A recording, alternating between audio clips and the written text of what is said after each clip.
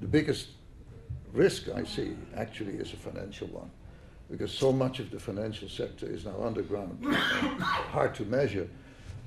We were talking about that earlier, how much of the credit outstanding, how much of the intermediation is outside the official system. Nobody knows, frankly.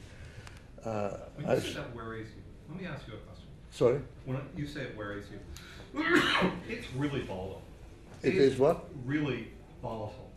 It blows, it expands, it contracts, it fails, it succeeds. Yeah. It's an unregulated, but when you say it worries, I mean, to some extent, that always reassured me, because there are so many market forces disciplining the private sector. I mean, they knew when they lost their money, they lost their money.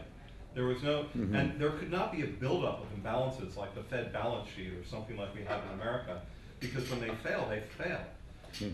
But I guess what you're saying is, you know, the conventional wisdom in America is private is bad. I mean, odd, given that we're America, but that is true.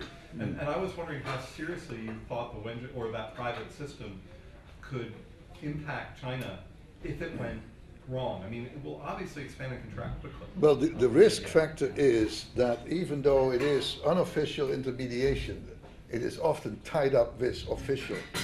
It's kind of The two are in practice very hard to separate. Yeah. And we don't have a good baseline balance sheet information of that. But the risk I see, if the economy were to continue to slow, then you get more bankruptcies, and you get more loan defaults in the shadow part of the banking system, which would also be a drag on the official part because of the interlinkages. That I see as the risk. Since we don't really know how big it is, and I've seen estimates as low as 12, but as high as 31% of total credit outstanding. 31 is pretty substantial. Yeah, it's a massive risk, because you had these guys financing you had people financing with copper, right? So I'm going out there lending, I'm putting my collateral that I'm putting up as my copper contract, which is a commodity that's trading 100% of its marginal cost of production. So if you have some sort of collapse, that collateral value is zero.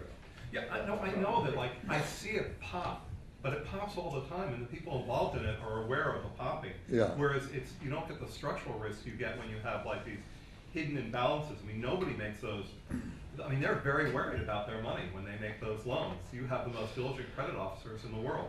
And yeah. It creates a more dynamic economy, but also a more volatile one. But in terms of risks, sometimes I think there's less risk in a very dynamic, very volatile credit sector than there is where the credit risks are hidden, which is what you sometimes get in the state system, you know, where you get massive subsidies, or for that matter, in the U.S. student loan system or housing system. You know, you can't have that buildup in the state system because paranoia is too ever present. Another factor, apropos your comment, that would support the view that perhaps the risks are not all that big, is that it's all internal. It's internal. It's all internal.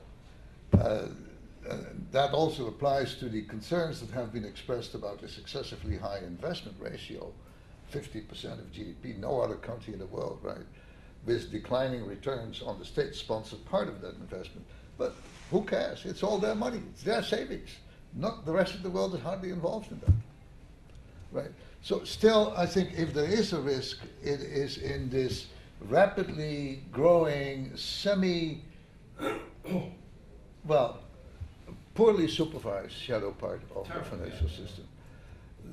There are risks, and the risks are primarily in the linkages between the official and the unofficial part. You mean like the wealth management products, which Yeah, sort of fall between the cracks? Yeah. I mean, You could have people a basically bank products, for instance. Yeah, people in and the China returns treat there are these pretty like high, pops, you know. just with a higher interest rate. They're Yeah. considered to be.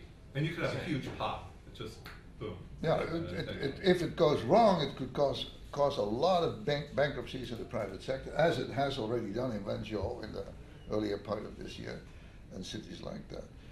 But it will not drag down the whole economy, I think. It would cause a serious slowdown and a lot of unhappiness and social problems. Do you have any idea how restructuring works in China? You mean I ask corporate restructuring? Well, I ask you because, you know, when you see these bankruptcies in Wenzhou, right? I mean, whenever I visit factories, I would always ask the factory, what was in that factory next door? You know, because it was inevitably there was a closed factory next door, and they'd all go, I don't know. And I would go, who owned it? And they would go, I don't know. You know, so You know, the question isn't just what happens in volatility when you have a collapse.